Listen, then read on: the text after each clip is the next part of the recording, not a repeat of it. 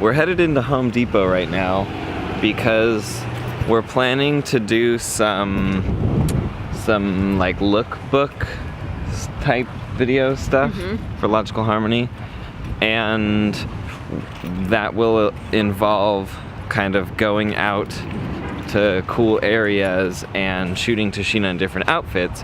So rather than having Tashina change in the car, what we thought we would do is build like a little thing out of PVC pipe and some old or some new like dollar store shower curtains or fabric that we have laying around to make sort of like a portable changing room. Yeah, because we found some on Amazon for like 25 to 40, but we want to see if we can do it for cheaper. I'm pretty sure I can do it for like 15.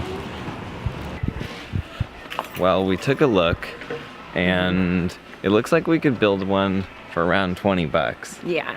Which it seems like we might as well just buy one. Yeah, save the time. Save the time. They're about that price anyway. Yeah. So. And plus, now that we know how much it would cost to make our own, we could easily look at the dimensions of the ones online and decide whether the ones online are really what we want to get.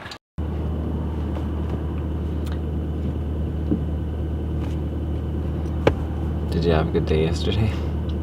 Yesterday? Yeah. What did we do? I don't remember what we did during the day. Oh yeah, I did a lot of it. Oh, sorry, go ahead. Well, I was just reminding you what we did, but it sounds like you got it.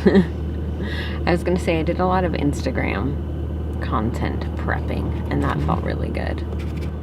I got really sad, and then we went and hung out with my extended family, which was cool. It's weird because I felt weird about it because, you know, I was like so sad, and then we went and hung out with my family, and then I got in such a better mood. And it just feels weird sometimes when you're like going from those kind of extremes, you know? Yeah, totally. And I got into a big thing with my cousin because he started saying a bunch of racist stuff, which was weird.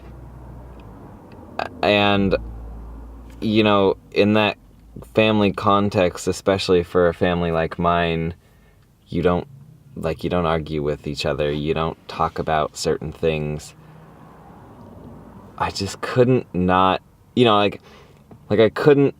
I knew I wouldn't be okay waking up today having let him said the stuff he was saying without saying anything in response. It was pretty interesting, and basically once I called him a fascist, he sort of like let off a little bit. Yeah, I think then he really realized some of what he was saying. Whether or not he like got it, I don't know, but I think he was like, oh yeah, I phrased that in a pretty effed up way. Yeah, I mean, what he was saying was just straight up racist, and I was like really taken aback and like completely not okay. No, it was super not okay. So anyway, he and I got into like a heated thing, and that was kind of weird. But you hugged it out.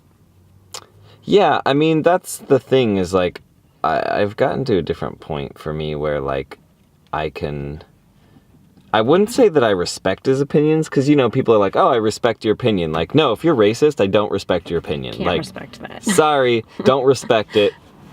I can comprehend how you got there. Like, I can get how, like, I understand conceptually how someone is racist.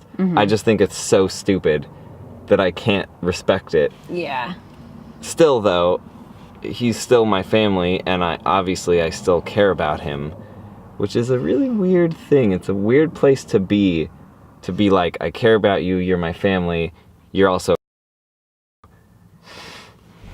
Yeah.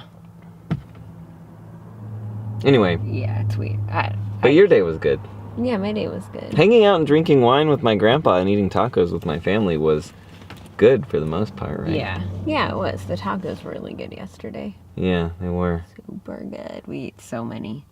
A lot of tacos. I think we each ate 5.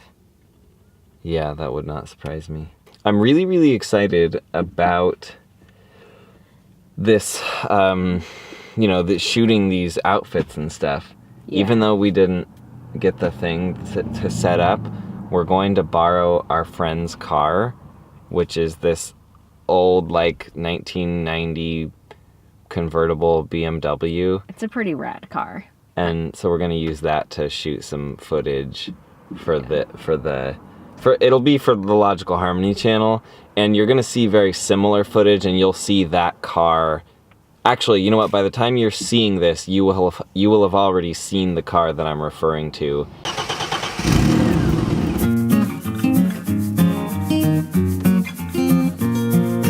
And fashion content will be interesting. It's so different for us.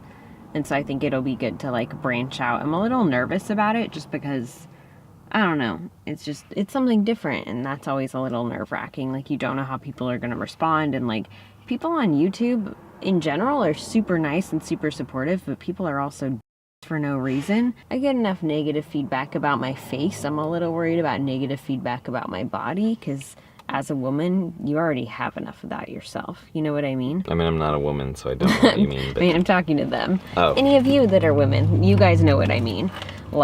You already have enough of those thoughts in your head, so I'm a little nervous about that part of it.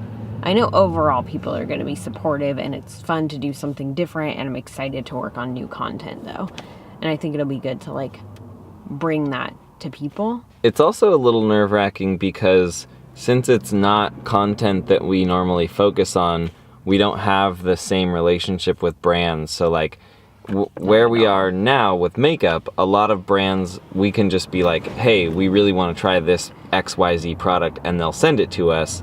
As where, since we don't do fashion content, a lot of the clothing that we're going to be using to start creating this content, we're going to have to buy ourselves, which is it just makes it a little scarier because we're investing in this. I mean, it's clothes, so you can wear it regardless, but still, being that we don't really have money to just be spending on things, obviously, we're hoping that we're going to create content that you all love and share a new kind of content, and hopefully at the same time branch off into something that can have some sort of return on that investment.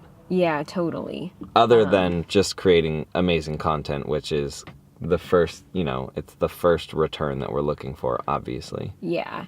And I think too, to be honest, part of it is that we're doing it on a budget. We don't have a ton of money for me to spend, and I think when you're a vegan content creator, a lot of people want you to feature the ethical clothing companies, and we're going to do that as much as we can. But just to be honest,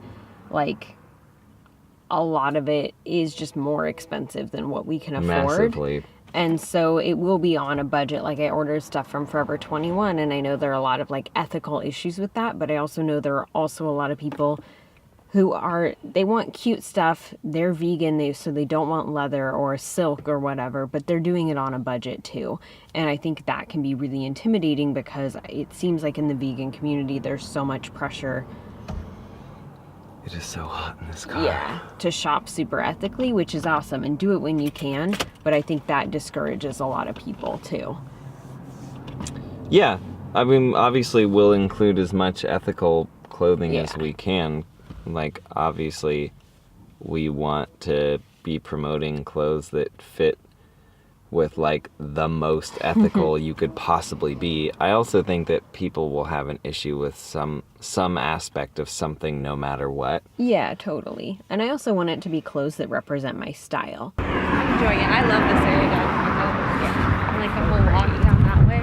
It's awesome. We're out here in downtown Napa with our new friend Hannah, who you will remember from the influencer meetup that we did at St. Clair Brown a couple weeks ago. Yeah. Now.